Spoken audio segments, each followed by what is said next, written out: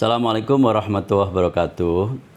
Kemarin saya memposting ajakan untuk bertanya ke saya tentang hal-hal yang barangkali menurut teman-teman penting, dan saya sekarang akan menjawab pertanyaan-pertanyaan dari rekan-rekan. Pertama ini, apa resep badan fit kayak Cak Sarmuji? Ya sebenarnya saya bukan orang yang memiliki badan yang fit-fit banget, enggak.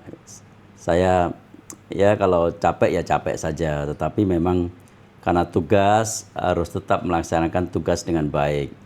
Tapi akhir-akhir ini saya memang rajin berolahraga ya. Saya berusaha menyempatkan diri untuk berolahraga. Jadi kalau saya ke daerah, misalkan ke Papua seperti kemarin, pagi-pagi saya sudah menyempatkan untuk jalan kaki. Akhir-akhir ini saya menganggap olahraga adalah bagian investasi untuk kita supaya tetap sehat dan fit. Jadi mari kita berolahraga. Tadi pertanyaan dari Anis Bektuwibowo. Yang kedua, saya akan menjawab pertanyaan dari Mi'raj Dodi Kurniawan. Judul buku bacaan dan karya siapa yang paling berkesan buat Cak Sar? Ada banyak buku yang saya baca ya, buku-buku yang mungkin buku babon gitu, misalkan Muqaddimah Ibnu Khaldun saya juga baca, atau buku-buku Madilog saya juga baca. Tapi karena saya suka cerita ya, saya senang dengan karya misalkan Qisosul Anbiya-nya Ibnu Katsir. Jadi kisah-kisah Nabi dari Ibnu Katsir itu sangat menginspirasi karena banyak hal bisa kita pelajari dari kisah-kisah yang disampaikan dalam buku itu, yang sebenarnya kisah itu ada di dalam Al-Quran. Tapi kan kita kadang-kadang pingin yang detailnya itu seperti apa, dan buku itu banyak menyampaikan tentang kisah Nabi secara lebih detail. Ada buku lagi yang saya juga senang juga cerita juga, yaitu tentang Bhagavad Gita. Saya lupa pengarangnya siapa, tapi itu mengisahkan tentang kepahlawanan dari Arjuna dan Karna. Dua orang yang berseberangan, tetapi kedua-duanya sebenarnya diapresiasi oleh dewa. Karena misalkan berpihak ke Duryudana dan kawan-kawan, ke Kurawa, tetapi kematiannya itu ditangisi oleh para dewa. Karena dia membela Kurawa itu bukan karena pingin posisi politik yang mapan, tetapi karena dia melaksanakan dharma, membalas budi orang yang sudah berjasa pada dirinya sekaligus juga membela negaranya. Sementara Arjuna itu berperang juga karena dia menganggap perang itu adalah dharma seorang satria yang harus membela kebenaran. Jadi dari situ kita belajar bahwa kisah hidup itu tidak hitam putih. Jadi dunia ini tidak bisa kita nilai secara biner atau secara dikotomi. Itu yang membuat cerita itu menjadi menarik. Ada lagi dari Yoga Putra Kahalimi tentang sistem pemilu, proporsional terbuka atau tertutup untuk pileg ke depan yang terbaik. Setiap sistem itu punya kebaikan tapi juga punya sisi kelemahan. Sistem pemilu tertutup yang sudah pernah kita pakai terutama di zaman Orde Baru itu menghasilkan anggota dewan yang jarang bersentuhan dengan masyarakat. Mereka tidak perlu turun ke masyarakat, tidak perlu berdialog, tidak perlu membuat kontrak politik. Mereka hanya perlu untuk berkomunikasi dengan elit partai saja. Jadi urusan masyarakat urusan yang kedua. Yang penting dia dapat nomor 1 atau nomor 2, dia punya kans untuk terpilih sangat besar. Karena ketika partai tersebut memiliki kursi, nomor 1 lah yang akan mendapatkan kursi tersebut. Lalu sekarang kita menerapkan sistem proporsional terbuka. Sistem proporsional terbuka itu sebaliknya. anggota DPR dipaksa untuk turun ke masyarakat. Karena kalau dia tidak turun ke masyarakat, dia tidak dikenal oleh masyarakat, dia tidak bakal terpilih. Meskipun perolehan partainya besar, orang lain yang akan terpilih. Meskipun dia nomor urut 1, tetapi kalau dia tidak bergaul dengan masyarakat, tidak melakukan kontrak politik dengan masyarakat, dia tidak akan terpilih. Proporsional terbuka itu adalah jawaban atau solusi atas kritik terhadap proporsional tertutup. Tetapi apakah itu sempurna? Apakah itu yang sudah paling top? Enggak juga. Karena sistem proporsional terbuka juga menghasilkan problem baru. Problem baru diantaranya adalah perlombaan untuk mendekatkan ke masyarakat kadang-kadang disertai dengan money politics. Ya, setiap sistem punya kelemahannya. Lalu ada yang berpikiran ada juga sistem proporsional campuran atau mixed member proporsional seperti yang ada di Jerman dan di Korea Selatan. Tetapi apakah itu juga sempurna? Enggak juga. Nanti begitu itu diterapkan, itu akan juga menghasilkan problem baru juga. Karena itu ada peribahasa bahasa Inggris, today's problem come from yesterday's solution. Solusi yang kemarin, problem hari ini itu adalah buah dari solusi yang kemarin. Karena itu kita tidak boleh berhenti memberikan jawaban atas situasi yang berkembang di masyarakat. Itu tentang sistem politik, sistem pemilu yang ditanyakan oleh Mas Yoga Putra Halimi. Yang kedua, ini pertanyaan agak berbeda. Kenapa sudah hampir 1 tahun terakhir ini kelapa harganya jadi sangat mahal? Itu betul, karena saya suka belanja ke pasar, jadi saya tahu benar harga kelapa sekarang mahal. Dulu harga kelapa di pasar di Jakarta itu ya maksimal 15.000, 12.000 bahkan. Sekarang bisa minimal 20.000, minimal 20.000 harga kelapa sekarang, 1 butir. Itu karena apa? Karena ada permintaan yang cukup banyak. Terutama kalau saya baca-baca dari Tiongkok, itu permintaan kelapa karena dibuat susu kelapa, krim dari kelapa. Jadi sebagian kelapa Indonesia itu diborong oleh Tiongkok. Rasa-rasanya ada benarnya itu. Berita tersebut rasa-rasanya ada benarnya. Bahkan ada pabrik kelapa, perkebunan kelapa yang sangat besar di luar Jawa, itu mensuplai cukup besar ke Tiongkok. Jadi tidak merembes ke pasar tradisional kita, tetapi banyak diekspor ke Tiongkok. Itu yang saya baca. Jadi kalau demandnya naik, secara hukum ekonomi kalau permintaan naik biasanya disertai dengan kenaikan harga. Kalau suplainya tetap, demandnya naik, biasanya harga akan naik. Pertanyaan selanjutnya dari AG Rezeki. Pembawaan sampean ini tenang, kalau komentar atau berpendapat selalu terukur. Apa resepnya? Resepnya ya saya nggak tahu, tetapi barangkali karena literasi saya cukup ya. Saya punya background sebagai koordinator staf ahli fraksi.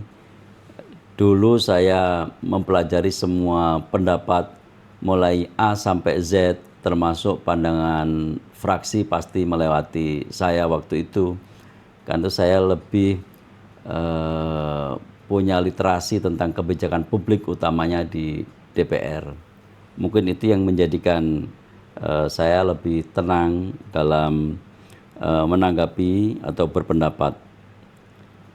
Ini ada pertanyaan selanjutnya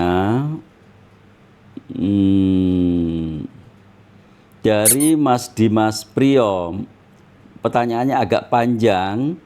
Intinya sebagai warga Jawa Timur ada keresahan dan pertanyaan sederhana, mengapa Provinsi Jawa Timur tidak menjalankan program pengampunan pajak kendaraan sebagaimana yang diterapkan di Jawa Tengah maupun di Jawa Barat.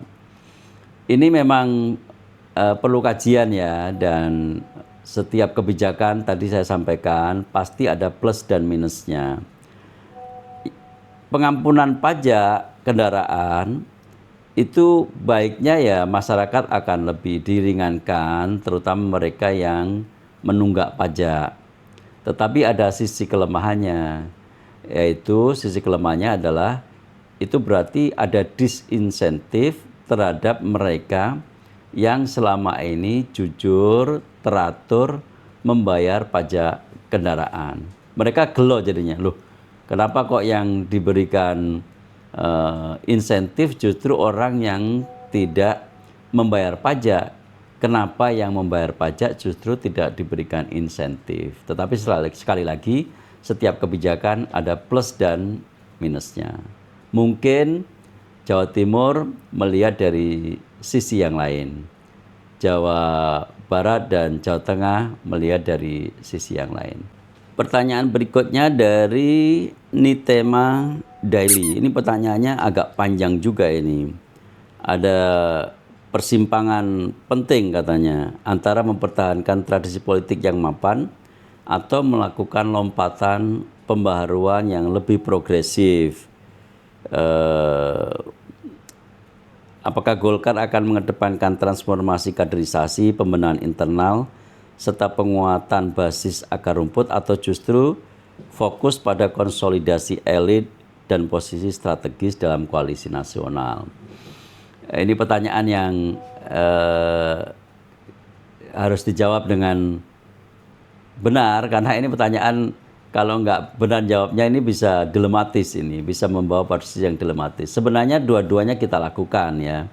Kita harus melakukan pembaharuan yang lebih progresif karena zaman berubah, cara berkomunikasi berubah. Ada faktor yang sangat penting di zaman ini yaitu tentang informasi dan teknologi. Sekarang cara berkomunikasi orang sudah berbeda.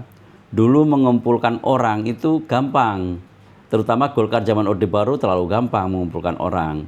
Ada karakter des dan macam-macam. Hari ini mengumpulkan orang nggak segampang dulu.